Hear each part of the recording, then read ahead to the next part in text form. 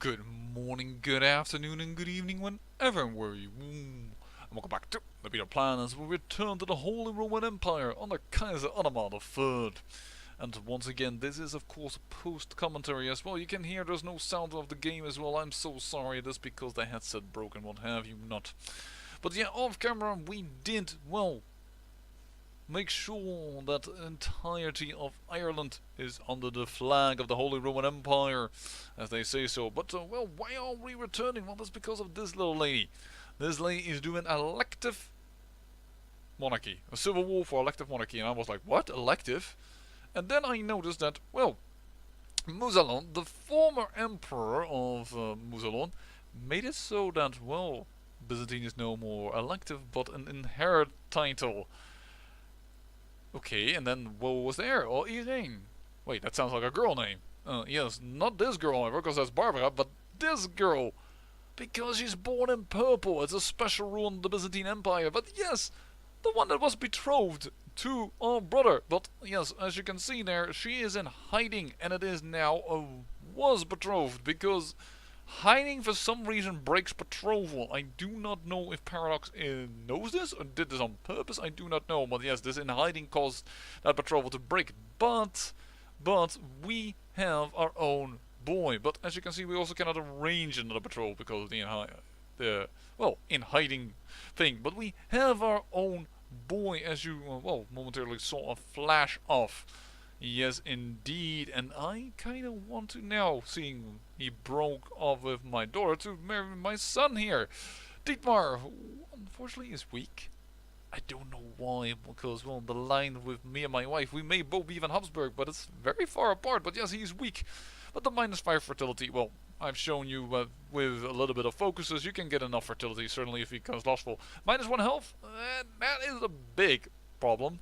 The -5 vassal opinion, you can overcome that. Attraction opinion, who cares about that? I mean, you just betroth people, you know? Attraction doesn't matter a darn thing.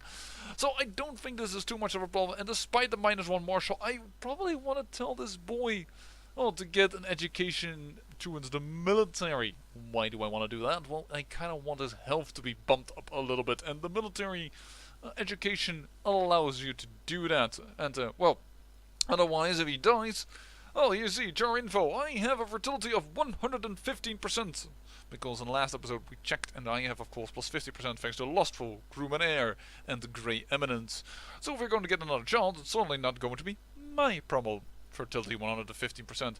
Whereas that of my wife is 60%, so if we do not have any results of the bedroom, it's clearly not my problem. I mean, I am fertile, of course I can, you know... Okay, let's just disable this and let's forget I discussed that whole topic. But yes, this is our heir, Dietmar von Habsburg, and if we get a little bit of a weaker emperor, we're nearing the end of the game, and it could be fun to have a little bit of a different type of character. Heck, if he betroths Irene of the Byzantine Empire and she dies, we might actually have a character that inherits from Dietmar because he's weak, and if she dies, well, about 50 years that we have more or less in the game. I mean, 44, that is 50 years. And that could happen. Then the Byzantine Empire and the Holy Roman Empire will be one. But yeah, reach first to the scene that betrothal comes through. And well, my brother, he is unfortunately, he is ambitious and wants a seat in the council. And well, is a claim to the Holy Roman Empire. But we have so many vassal transfers and things right now that currently Guntram is very, very happy despite all those negative things. It will be fine.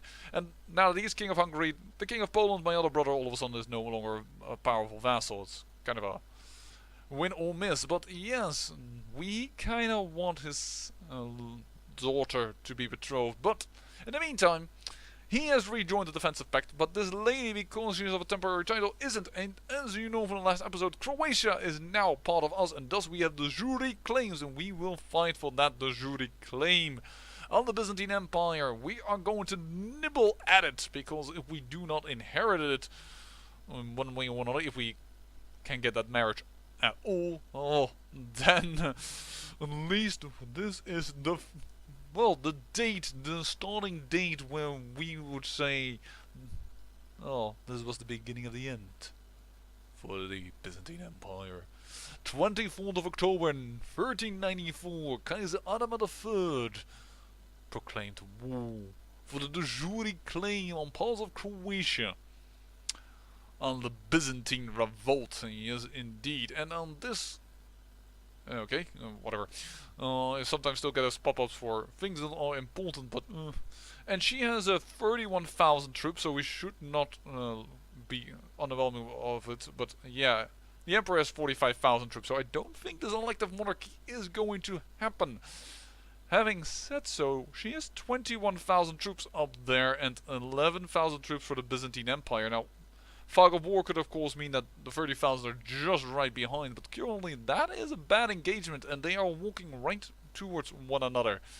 So we'll have to see. I do think, well, we do want to put some speed behind this war and give King Victor the Wise a little bit more land of his title of Croatia. Because I assume, seeing he well, has the title King of Bavaria, even if the Croatian is really part of it, it will be part of the Holy Roman Empire. But that's all speculations because, well, sometimes weird things happen when you pan things over. And yes, this guy is still not, well, Fen is still not ours and he won't accept vassalization. Very, very annoying. And no, well, doom causes belli because nobody is fabricating claims on it, which is a bit unfortunate. But we will just have to handle that, I guess. I guess these 24,000 are going to go over here. Or, oh, actually, there's the capital. Are we going to go there? But then we might be trapped a little bit. Because that is deep, deep into the Byzantine Empire. Oh, and there is, by the way, the battle. And there are some people coming out of the fog of war. But they are not joining the battle. What the heck are they doing? Do you see that?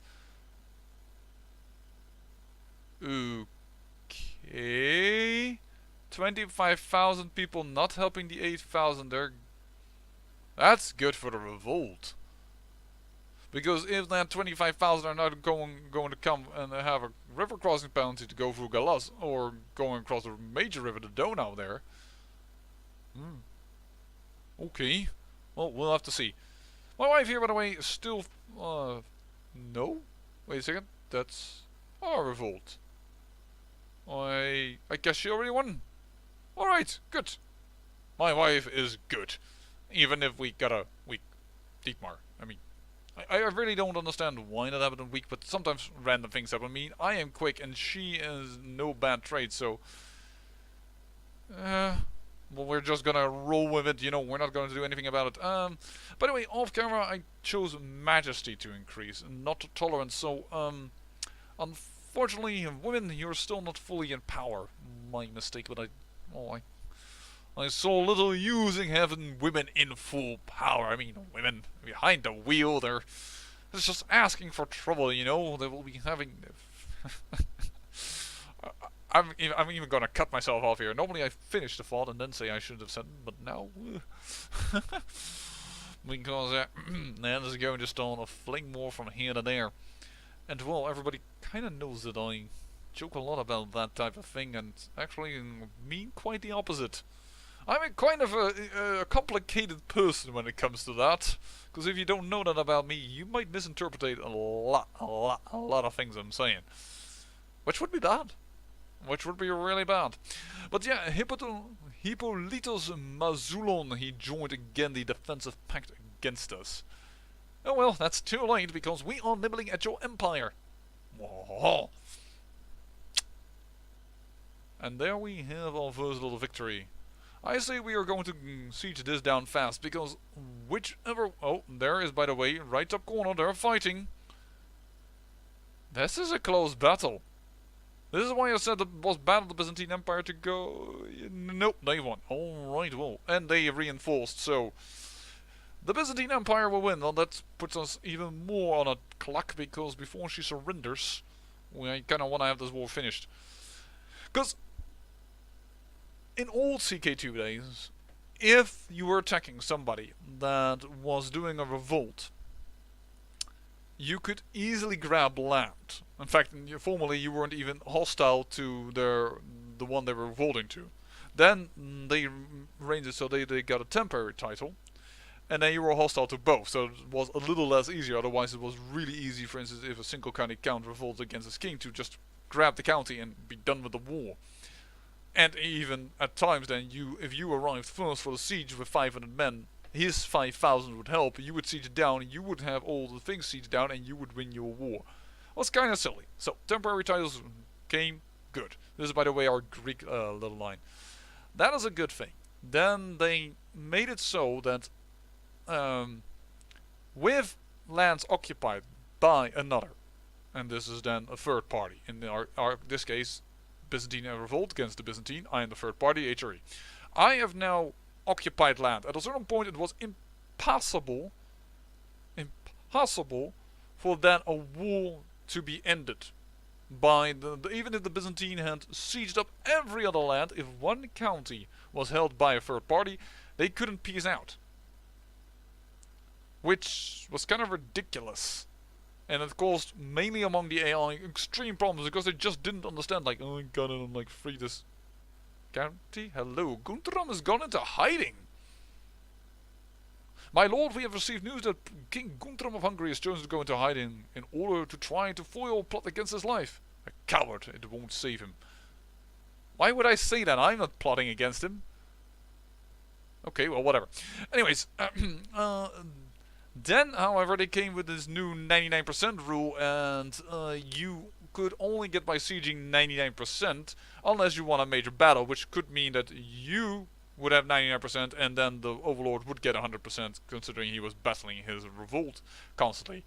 Really fun, but I understand the idea behind it. At least I think that was the idea behind it.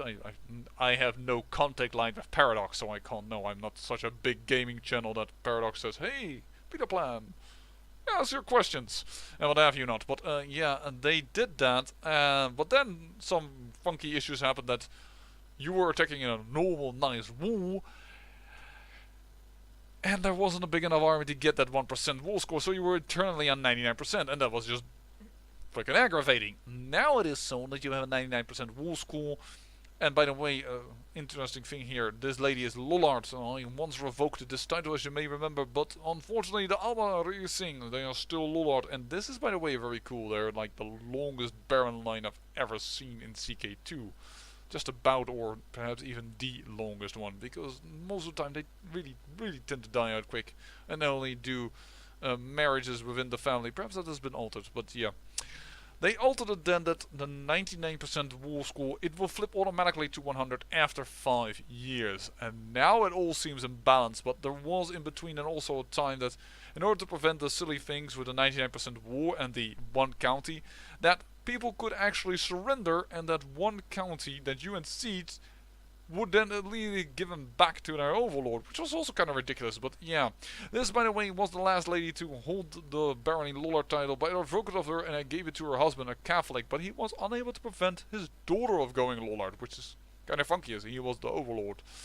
Yeah, von Liebrechtskirchen, but well, Alba Racing, and by this time, you know, I have all the rights to revoke it again, and yes, they are continuing with this Lollard idea, but I don't really want to revoke it, even if I can. I can show you, by the way, that I can. Here, Alt Dolph, quite. Oh, hold on. I need to clicky. Well, hold on there. I am incapable of clicking. I could just click on the shield of the castle, but apparently at the time that I was making this video, I was an idiot and I totally lost every capability of saying anything or doing anything. Here she is, and that's also another way to go there. But yeah, because of course also that she's lower, we're getting less money, but we could revoke it, but I won't. I find it now just a fun little thing. I just hope that well, in Neo4 that county doesn't all of a sudden go Lollard. Don't worry, I know it cannot go Lollard all of a sudden. But yeah, that is the Lollard family beneath us. And Alba Racing, that's a little bit of a Lombard name, so it feels to me as well what they've given most Lombard families as a... Oh, and she already accepts peace. Just a quick little check, but that's already accepted. But yeah, so, and it is indeed from an old Italian line, the Este, so that's kind of cool, I think. And I don't really want to mess with that anymore, the Baron line is now sold, then I will honor it. By the way, if you're wondering about all those small little shields of the Holy Roman Empire, that's because the Byzantine Empire went Catholic and I controlled the Teutonic Order, the Knight Hospitallers and the Knights Templar, and then they give, well, some of the baronies to them, and then they are suddenly in our control. That's why you sometimes see those Holy Roman Empire shields within this Byzantine Empire popping up when I zoom in. But yeah, that's another little bit of terrain. Now we have one more duchy and one more extra county that we should have should we want all of Croatia within our borders, but I doubt that will happen because, well, once again, it's now 95 and in 44 EU4 starts, and I do not want to have the same issues as I was having with the Ottomans. That, well, people got really weird ages attributed to them, with my current ruler aging by 20 years and my heir regressing by 20 years. Something like that. It was kind of weird. But alright.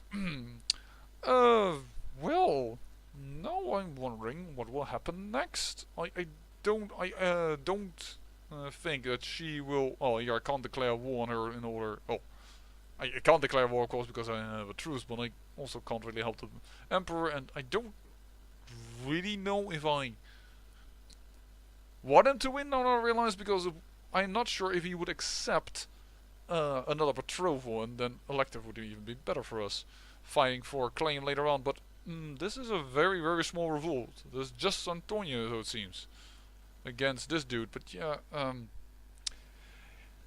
this Capet line, they wage their war so wrong, but oh hey, that means at least it means there's a German-French king.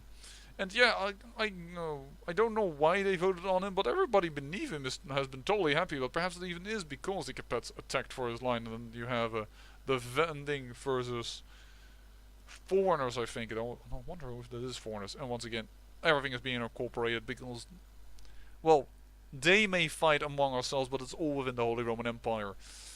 And this is the heir to be still, so that's kind of going to be a funky little line there, but so be it.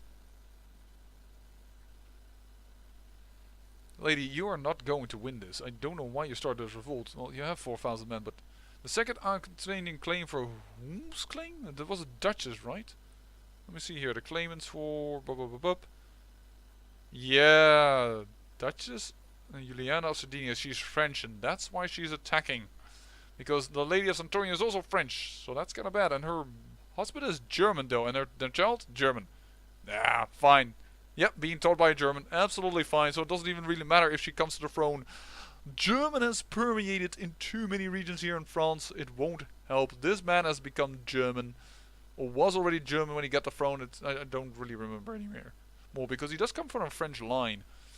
This man is French, but the other duke that ruled was German, so I don't know really when he came of age. But the first time I checked him as a king, he was already German, I think. But he may have taken the decision to become German.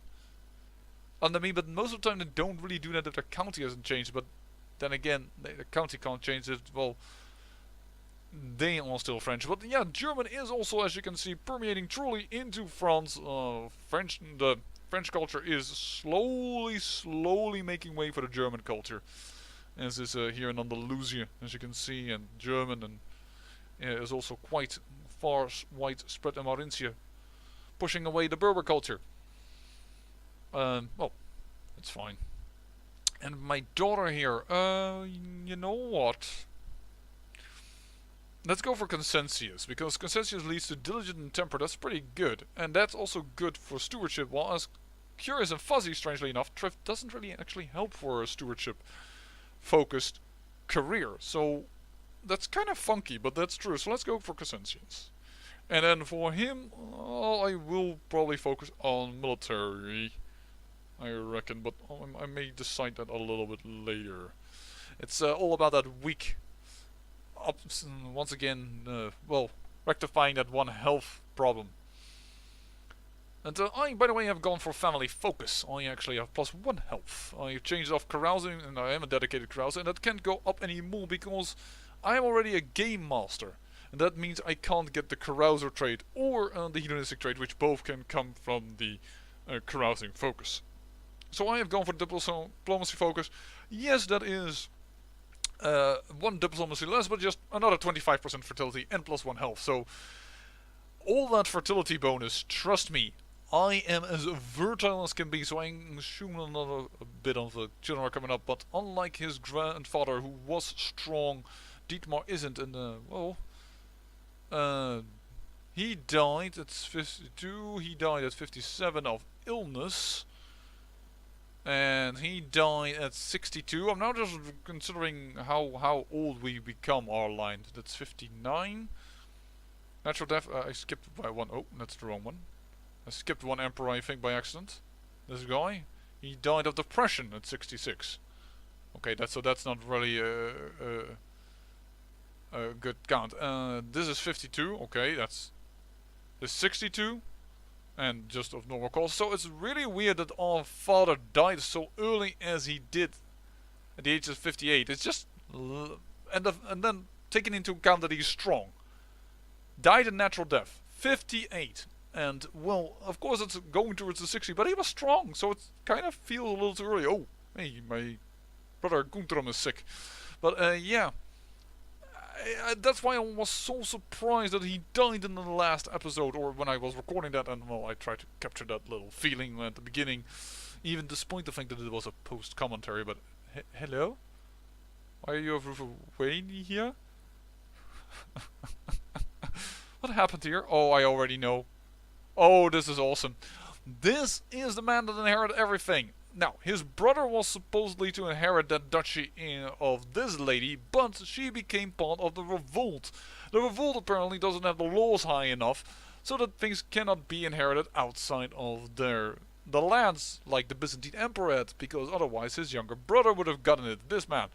Now it has switched over and into Ruthenia. That is awesome! Ruthenia has all of a sudden taken out a big piece of the Byzantine Empire. Though, yeah, this is the lands in, not Crimea, but behind that.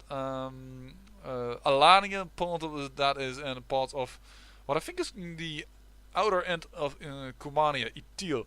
But yeah, as you can see, these lands are not very well developed, so despite the fact that they have been taken away from the Byzantine Empire, it looks more grievous than it really is. But it's kind of funny, and there are like 3 counties here, so... And then they have this really real funky border over here with the Byzantine Empire, which... Well, you know me, there's only one corridor over there, and that will get Ruthenia into trouble if they go into EU4, so I may switch out a few things here and there, but...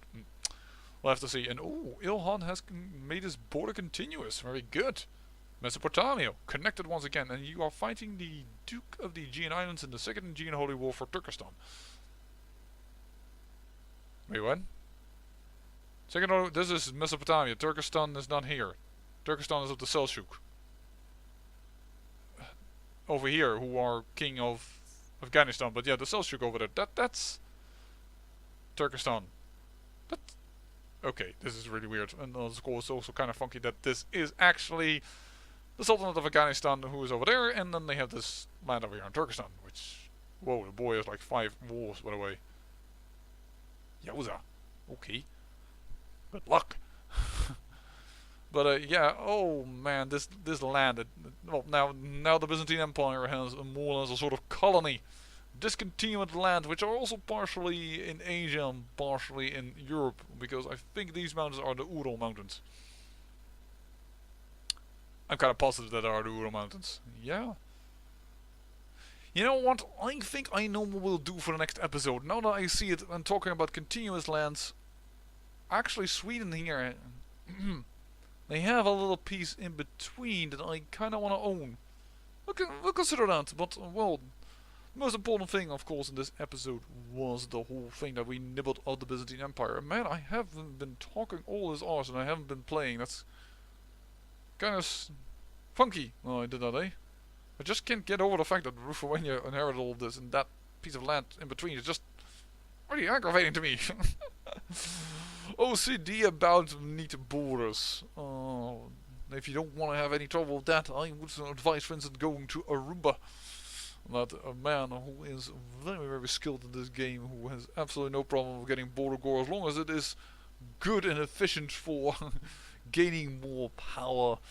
I also think he would think less of, well, keeping original families in power if it is of interest for him. Also by the interest, very funny that this is Commensus, where normally this is of Bagration, but now Georgia is of Commensus, who later would actually become the kings of Trebizond and not the kings of Georgia. But yeah, this line, is this line still alive? 10 living members. Yeah, it looks really close, by the way, to this duchy title. At least to me. I mean, at a first glance, I can see the differences. Don't you worry. But that's all the time I have for this episode. So I say I thank you for watching, and remember, great peril yields great beauty.